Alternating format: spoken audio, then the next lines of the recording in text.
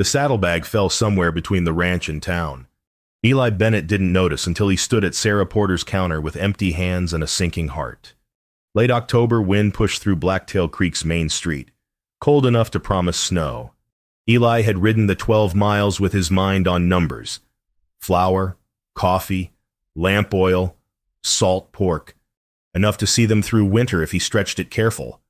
The $100 in that saddlebag was everything they had left. Eli. Sarah's voice pulled him back. She stood behind the counter, flour sack already lifted. "You all right?" He patted his coat pockets, checked his saddle pack twice. The leather saddlebag wasn't there. The strap must have broken at the creek crossing. He'd noticed it fraying last week, meant to fix it. Never did. "I lost it," he said quietly. "Everything." Sarah set down the flour. Her eyes held the kind of pity that burned worse than contempt. She'd known him 20 years, since before his wife died, before the drought took half his cattle. She knew what that $100 meant. "Where'd you lose it?" "Creek. Maybe, could be anywhere along the trail." Eli's throat was dry. "I got to go back." He searched until dark, walked both sides of the creek bed, retraced every mile of road, found nothing but mud and fading light. When he finally turned his horse toward home, the sky had gone purple with dusk.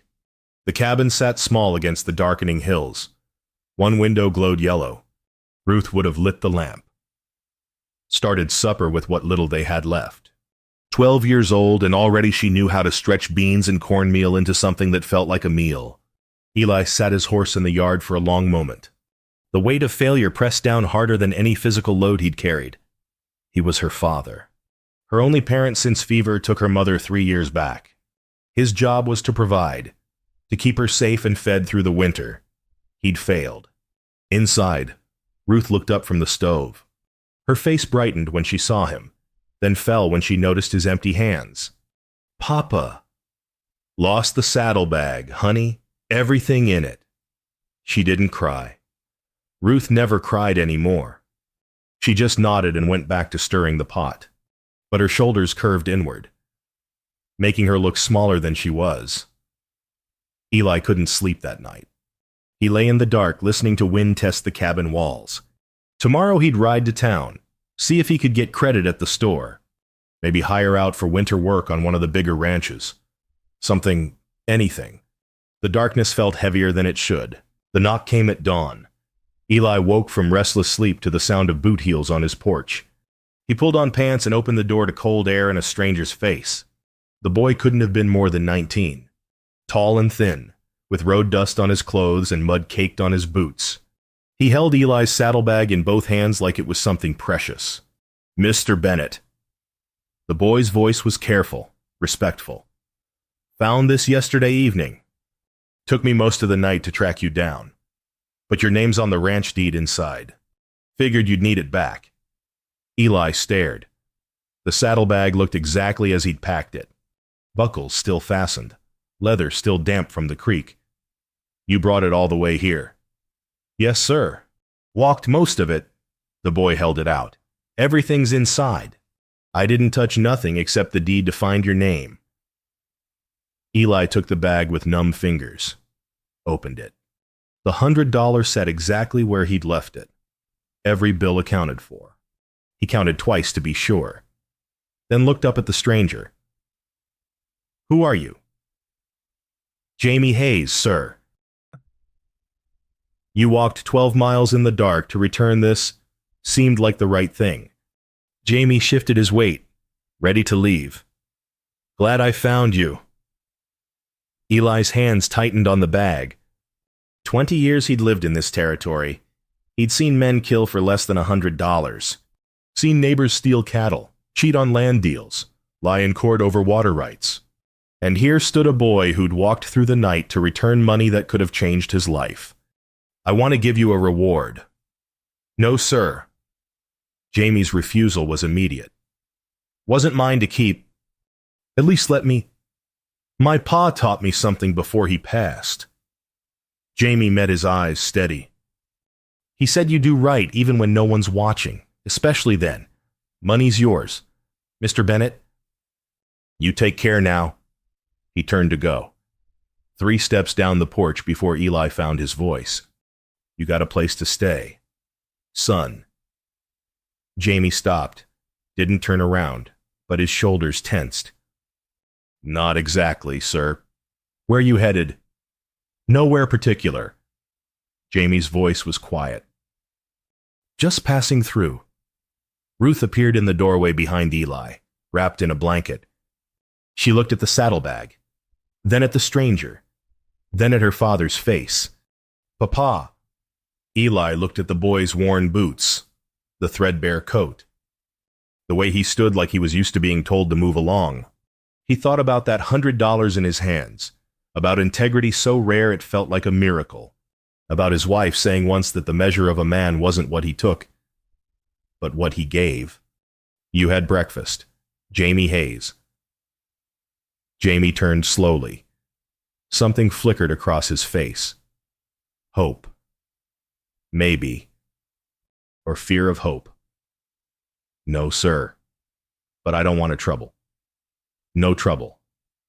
Ruth. Put coffee on. They ate in near silence. Eggs and cornbread. Coffee black and strong. Jamie ate careful, like a man who'd learned not to expect seconds. Ruth watched him with open curiosity. After breakfast, Eli walked Jamie out to the yard. Morning sun was burning off the frost, turning the brown grass silver. The ranch spread out before them. Fences that needed mending. A barn with loose boards. Corrals that hadn't seen paint in years. You ever work cattle? Jamie. Some, sir. Helped on drives when I was younger. Your folks. Jamie looked at the horizon. Ma died when I was 10. Pa when I was 15. Been on my own since 4 years drifting. Eli knew what that meant. Working for meals, sleeping in barns, moving on when the work dried up. No home, no direction, just survival. I can't pay much, Eli said slowly, but I could use help around here. Fences need work, barns falling apart, and winter's coming hard. I could offer you room in the barn, 3 meals a day, and what cash I can spare come spring. And Jamie went very still. Why? Because you walked 12 miles to return what wasn't yours. That's character. Eli met his eyes. And because I got more work than I can handle alone, my daughter needs this place to survive, and I'm running out of time to make it right. I don't take charity, Mr. Bennett. Good, I'm not offering it. I'm offering hard work, cold mornings, and a chance to learn ranching if you're willing. You'll earn every meal. Jamie looked at the ranch, the broken fences, the weathered barn, the small cabin with its single glowing window. Not much to look at, but it was solid ground, and that was more than he'd had in 4 years. I'll work hard, sir. Won't disappoint you. I know you won't. Eli held out his hand. We start with the south fence this morning. Winter won't wait. They shook. Jamie's grip was firm, his hands already calloused from labor. Ruth watched from the window, and when Eli looked back, she was smiling. Really smiling. For the first time since her mother died that night, after Jamie had settled into the barn with blankets and a lantern. Ruth sat beside her father at the table. He seems nice, Papa. He's honest. That's rarer than nice. You think he'll stay? Eli thought about the boy's face when he'd offered work. That mixture of pride and desperate hope. I don't know, honey. But we'll treat him right while he's here. Mama would have liked him, Ruth said quietly. Eli's throat tightened. His wife had always seen people clearly, past their circumstances to their character.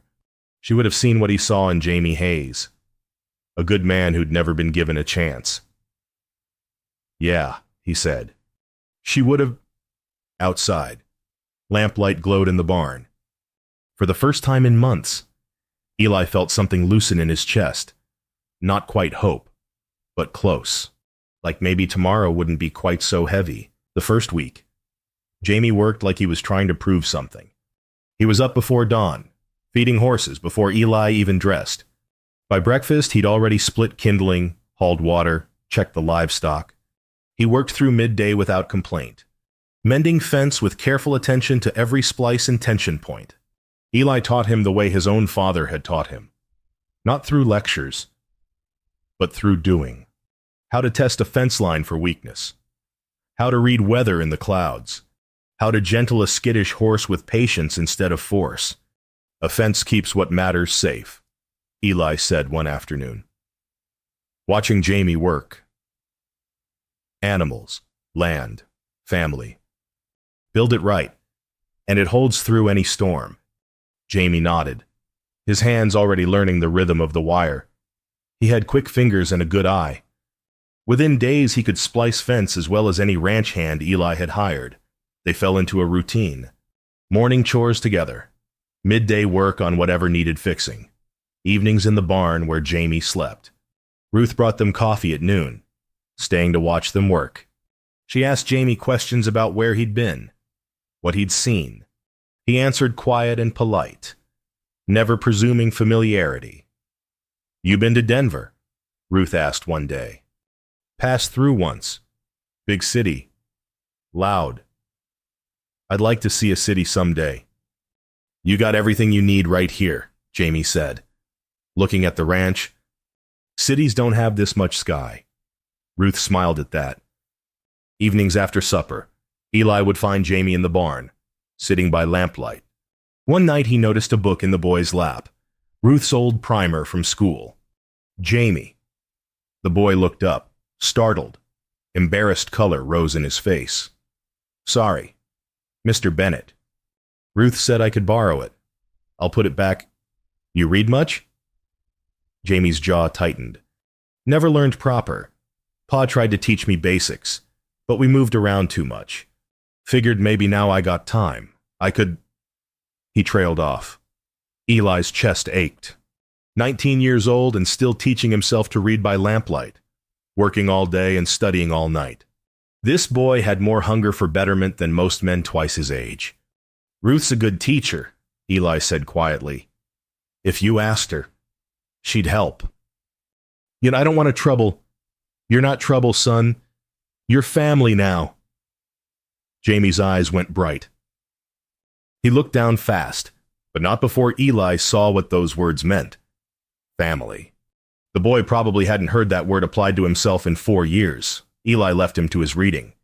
But walking back to the cabin, he felt something shift in his own heart. He'd hired Jamie to help with work.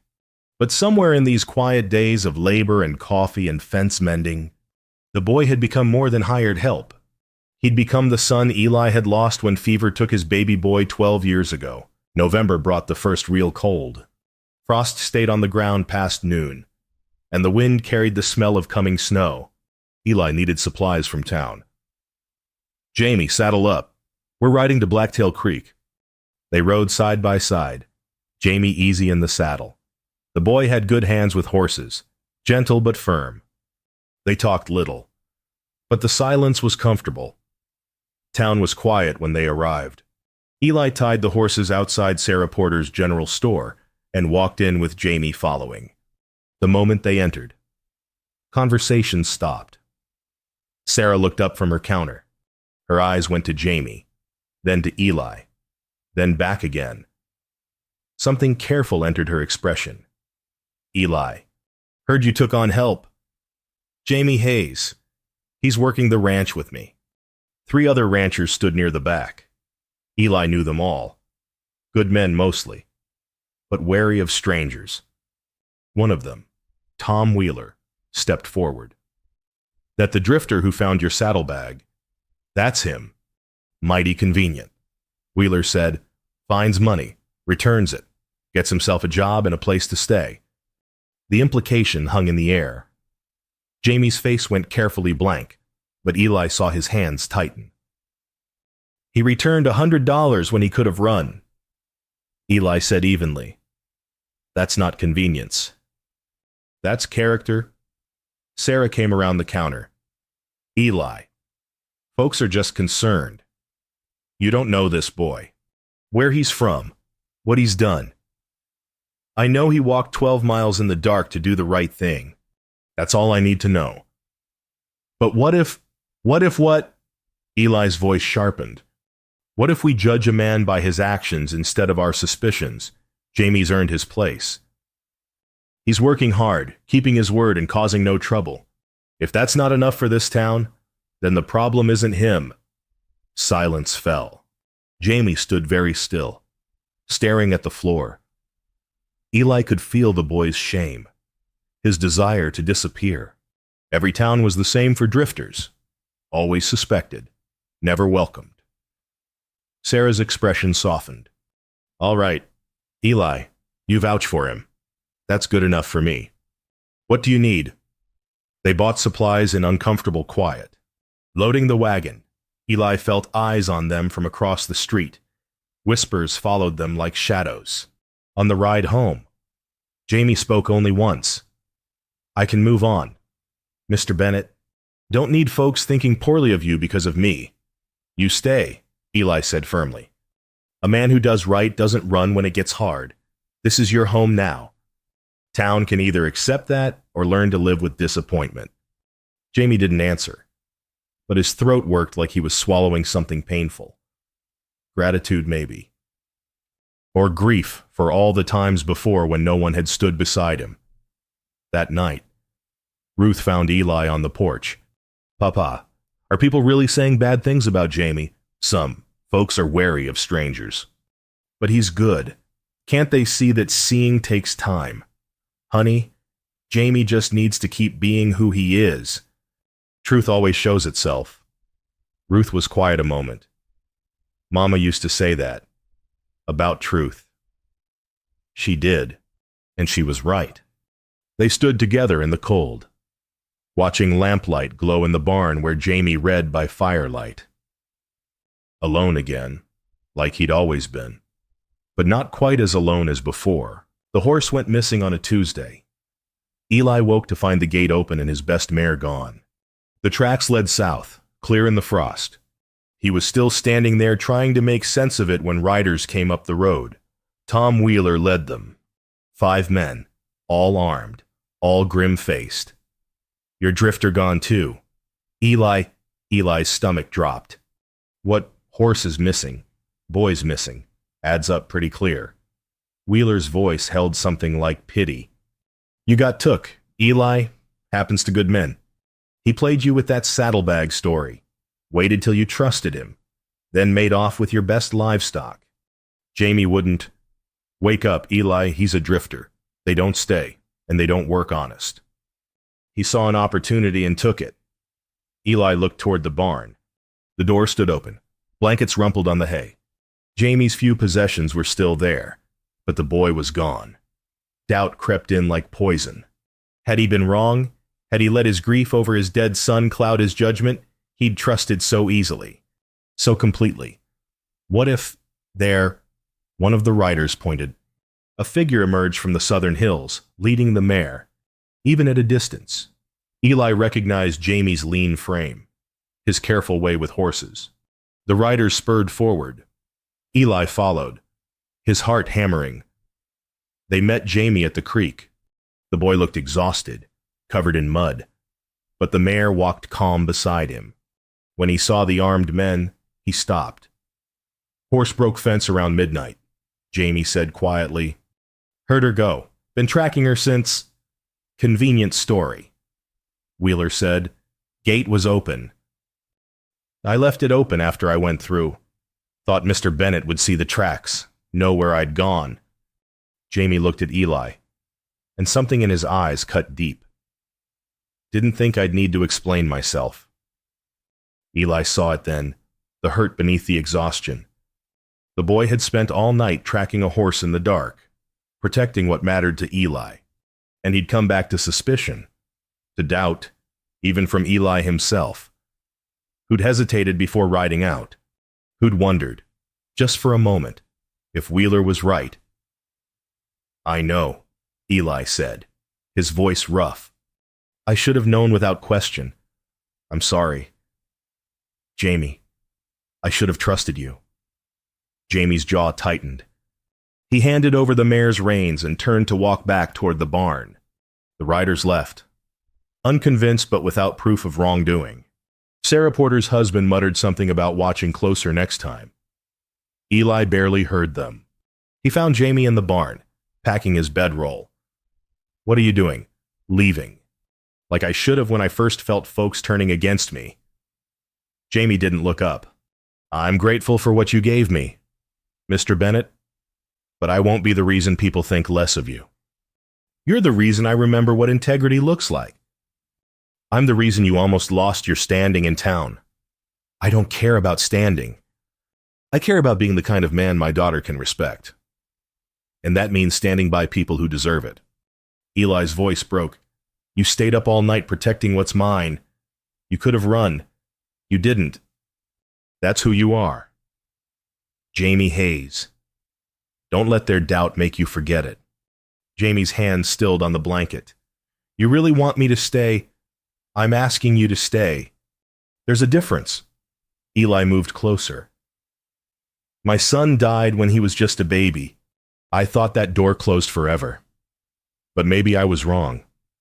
Maybe family isn't just blood. Maybe it's choosing to show up, even when the world makes it hard."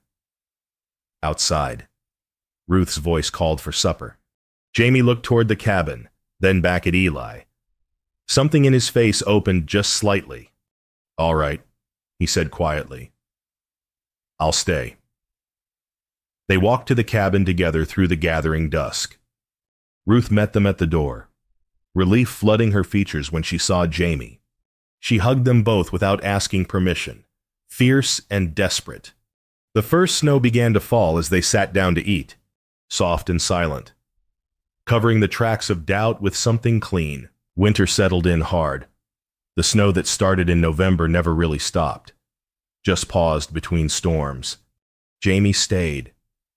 He worked through cold that made breath freeze, through wind that cut like knives. He never complained, never wavered. Ruth taught him to read every evening after supper. She was patient and encouraging, correcting his pronunciation without mockery.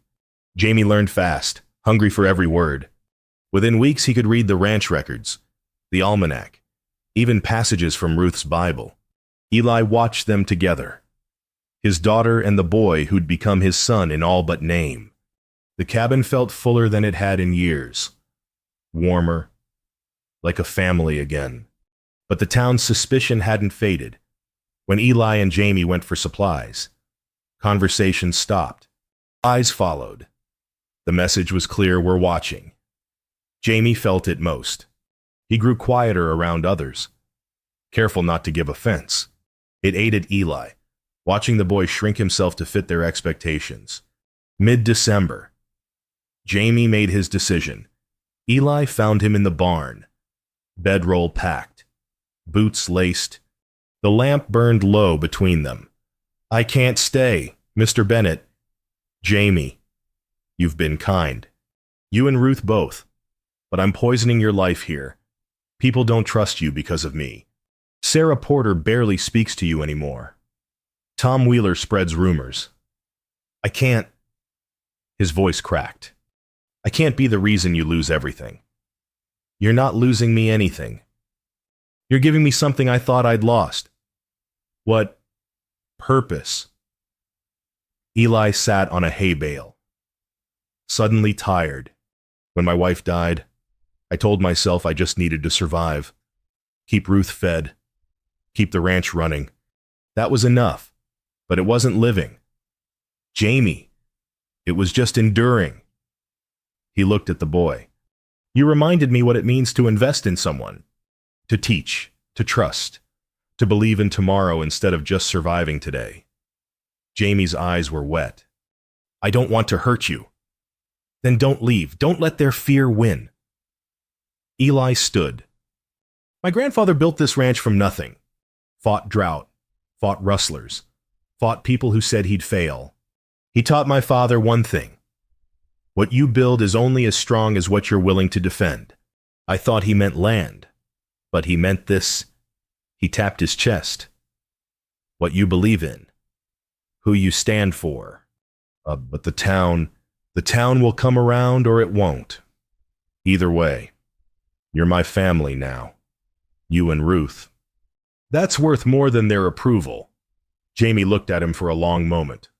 Then slowly, carefully, he began to unpack his bedroll.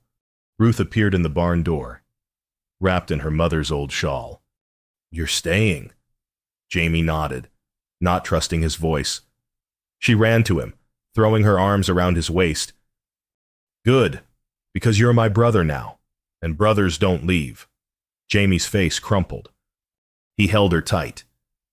This girl who'd claimed him as family without hesitation. Over her head, his eyes met Eli's. Thank you, he whispered. Eli just nodded. Outside, snow fell steady and clean. Inside, 3 people who'd been broken by loss held on to each other. Not perfect, not without scars, but together, and that was enough. That night, Eli lay in bed listening to the wind. Tomorrow he'd ride to town, attend the community meeting about spring grazing contracts. He'd stand before his neighbors and do what his grandfather would have done. He'd fight for what mattered. The community hall smelled of wood smoke and wet wool. Every rancher in the valley had come for the spring planning meeting. Eli walked in with Jamie beside him, and the room went quiet. Tom Wheeler stood at the front, organizing grazing rotation schedules. He paused when he saw them. Eli, didn't expect you'd bring your hand to a rancher's meeting. Jamie's not just my hand. He's my partner. Murmurs rippled through the crowd. Partnership meant profit sharing. Decision-making authority. It meant family. Bit soon for that, isn't it? Wheeler's voice was careful. Boy's only been here 4 months. Long enough to prove himself. To you, maybe. Rest of us got concerns. Eli felt Jamie tense beside him, but before he could respond, Jamie stepped forward. Mr. Wheeler, I understand the concern. I'm a stranger here, and strangers ain't trusted easy. His voice was steady, respectful, but I want to make something right. He reached into his coat and pulled out a worn leather wallet. Walked to a rancher Eli barely knew, a man named Hendricks who ran cattle 20 miles north. Found this near the north fence 3 weeks back. Had $40 in it and your name on a letter inside. Been trying to find time to get it to you, but the snow's been hard. Figured today was as good as any. Hendricks took the wallet, stunned, opened it, counted the money. Every dollar intact. I lost this in October. Thought it was gone forever. Wasn't mine to keep, Jamie said simply. The room went completely silent. Sarah Porter stood in the back. She'd been quiet since that first confrontation, watching Jamie with wary eyes. Now she stepped forward. That's the second time you've returned lost money. Yes, ma'am. Most men would have kept it. Both times. My pa taught me different. Sarah looked at Eli, something shifting in her expression. I was wrong about him. Eli, I apologize. Tom Wheeler cleared his throat. Seems I owe an apology, too. I judge quick and I judge wrong. He held out his hand to Jamie. Welcome to the valley. Son, properly this time. Jamie shook, his throat working. Around the room, faces softened. The ice that had held them apart began to crack. The meeting continued. But everything had changed. Men who'd avoided Jamie now asked his opinion on fence repair, on cattle rotation. They listened when he spoke, nodded at his ideas. By the time they adjourned, Jamie was no longer the suspicious drifter. He was one of them. Outside, Sarah caught Eli's arm. You saw what we missed. I saw what he showed me. You just needed time to see it too. She smiled. That boy's got a future here. So do you. Eli, I'm glad you fought for him. Riding home, Jamie was quiet. Not the careful quiet of before, but something peaceful, settled. You all right? Eli asked. I never had that before. People seeing me, really seeing me. Not just what they expected to see. Jamie's voice was rough with emotion. Thank you for not giving up. Family doesn't give up on family. Jamie smiled then, wide and genuine. The smile of a man who'd finally found where he belonged. Spring came gentle that year. The snow melted slow, feeding the creek until it ran full and bright. Grass pushed up green through last year's brown. The ranch came alive with work calving season, fence repair, planting the kitchen garden Ruth had planned all winter. Jamie worked beside Eli like he'd always been there. His hands knew the work now. Confident and sure. He read the weather in the clouds, gentled the horses with Eli's same patience, taught Ruth how to mend harness leather on quiet evenings. One night after supper, Eli pulled out the ranch deed. The paper was old, edges worn soft from years of handling. He spread it on the table. Jamie, come here. The boy approached, curious. Ruth set down her sewing to watch. Read it, Eli said. Jamie bent over the document, following the words with one finger. Bennett Ranch, established 1868 Montana Territory, homesteaded by... He paused. By your grandfather. Keep going. Bottom part. Jamie's eyes scanned down. His voice faltered. To be passed to... He looked up, confused. Mr. Bennett, this says, read it. To be passed to Jamie Hayes, upon Eli Bennett's choosing. Jamie's hands shook. When did you... Had the lawyer draw it up last month. Made it legal yesterday when I was in town. Eli's voice was steady. You're my son, Jamie, in every way that matters. This ranch is your inheritance, same as Ruth's. You'll work it with me till I'm gone. Then you'll run it. Keep it strong. Pass it on when the time comes. Jamie couldn't speak. Tears ran down his face unchecked. He looked at the deed, at Eli, at Ruth, who was crying too. I don't deserve this. You earned it. Every fence you mended, every morning you were up before dawn, every time you chose right over easy. That's what builds legacy. Son, not blood, character. Ruth came around the table and hugged Jamie. You're my brother. Now it's official. Jamie held her, then reached for Eli. They stood together. Three people bound not by birth, but by choice. By work and trust and the slow building of family from broken pieces. Later, after Ruth went to bed, Eli and Jamie sat on the porch. Stars filled the sky, bright and cold.